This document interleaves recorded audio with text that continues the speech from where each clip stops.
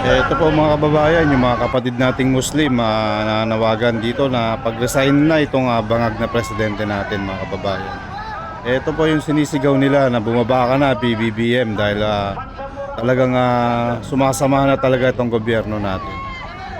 Ayan po mga kababayan, kita nyo po mga pangyayari dito. Mga kapatid nating Muslim po yan na ayaw po dito sa pamumuno ni President Bongbong Marcos mga kababayan. Kung saan, umalis ka na dyan. Pero bago tayo tumulak dyan mga kababayan, lagi nyo pong share, like, subscribe lamang po para updated po tayo sa mga kaganapan dito sa ating bansa.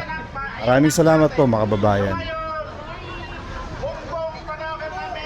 Sumama ka na sa ate mo. Uwi na kayo sa Bulacan.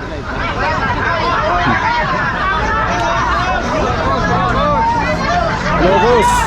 Ay, ahoy. Exile na din.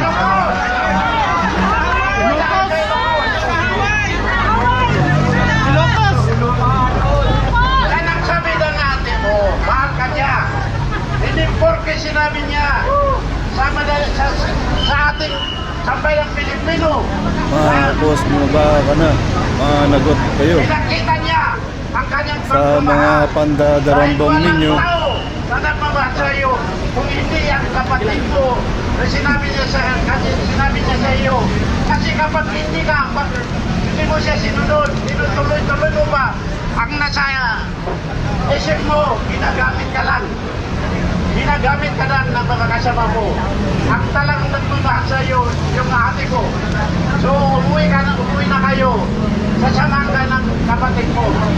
So yan lang ang masasabi namin. Mga pagsamuno dito sa labas ng bank ng Kanaisa para manawagan na umuwi na kayo bumbong sa Ilocos. Maraming salamat. Alright. Maraming salamat sa ating kapatid mula sa Bangsamoro people sa Mindanao. Bago po magsalita si Congressman King Paras, sabayan niyo po kami sa panawagan ng taong bayan ngayon. Marcos resign! Aristuhin! Sigunin! Sabay-sabay! Huwag mo na! Relax. Sabay-sabay daw. Sabay-sabay! Para mas makararating kay Marcos. Ang sigaw natin, Marcos resign, aristuhin, ikulong sa selda 13. Okay? Marcos resign, aristuhin, ikulong sa selda 13. Baba na sa pwesto. Ipasok si Madam VP Sara, aming presidente. Aristuhin, ikulong sa selda 13. Marcos resign, aristuhin, ikulong sa selda 13. Bigyan natin ng forces mula sa dating naging Hindi ko talaga deserve ng ating Pangulo yung mamuno dito sa ating bansa mga kababayan, na kung saan tong si Tatay Digong natin nagdudusa dun sa ibang bansa mga kababayan, nagsasakripisyo para lang po sa atin. Dapat to ang mamuno itong si Sara Duterte mga kababayan. Hayaan nyo po kung talagang ayaw nilang bumaba sa pwesto. 2028 is the day of reckoning mga kababayan. Babayaran nila lahat yan, yung mga kabalbalan nila. Pwede rin naman itong people power na to. Anything can happen. Dasal-dasal lang po natin mga kababayan si Tatay Digong natin.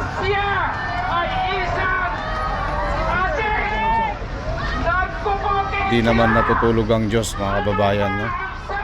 Dasal-dasal lang po natin si Tatay Digong natin para papagbigyan nila dun sa medical evaluation nila mga kababayan. Meron pa tayong isang pag-asa.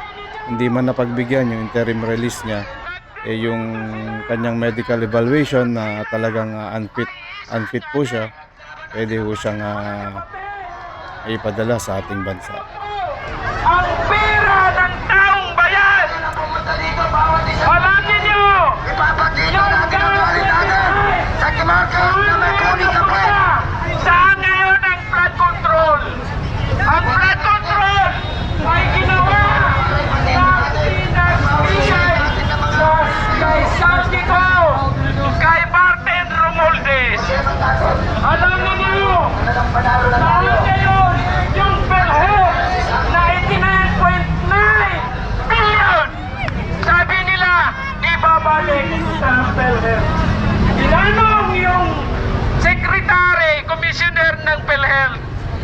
25% wala pang binalik. Sinungaling! Pangalawa, saan yung gold na deposit natin? Nabinta na dahil binayad sa Sa mga buhaya na. yung maharlikapan. Saan ngayon ang maharlikapan? Saan ngayon yung mga deposit natin sa land bank? Ngayon, napatunayan nga ang magnanakaw nandyan sa Malacanang. Nandyan sa Congress. Bakit hindi nyo iimbestigahan si Martin Romualdez? Si Salvador nagsalita din. Ngayon, ang taong bayan ang nagpaupo sa iyo, Marcos. Ang taong bayan naman ang magpaalis sa iyo.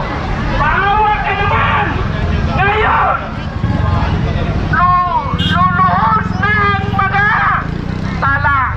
Bakit po? Ngayon wala na si Bongbong Marcos.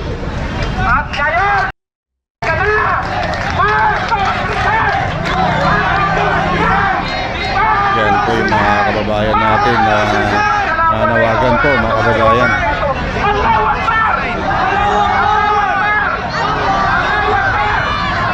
Yan po yung mga kababayan natin na sa Mindanao pa, mga kababayan, na mga kapatid nating Muslim na nanawagan na bumaba na sa pwesto itong ating bangag na presidente, mga kababayan. Ng bagong generasyon ng mga kabataan na ninindigan para sa magsyo at malinis na panggobyerno. Boses ng kabataang Pilipino. Brother, ikaw na magpakilala at ikaw ay pawis na pawis sa iyong paninindigan.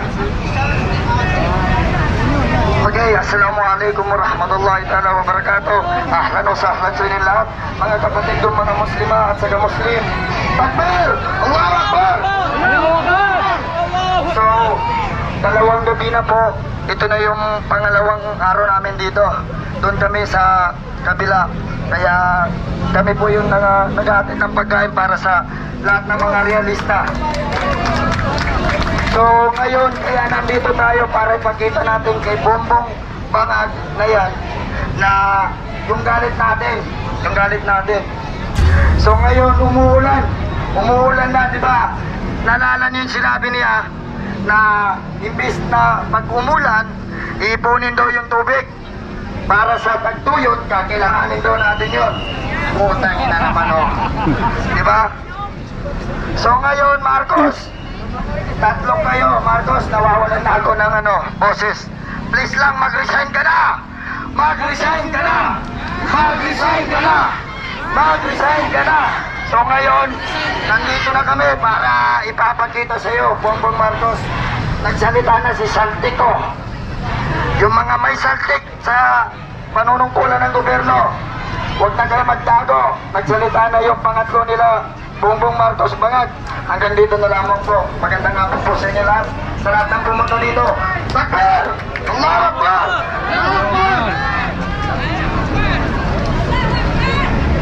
Ayun, maraming salamat sa lahat sa inyong pagsakripisyo, brother.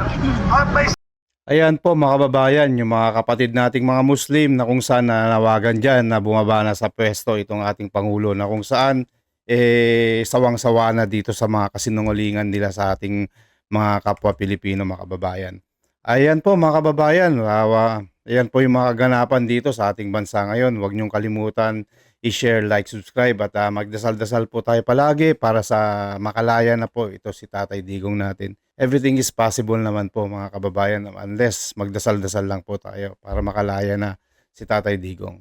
Hanggang dito na lang ho muna tayo, mga kababayan. Maraming salamat po. Ito po ang News That Matters, and God bless.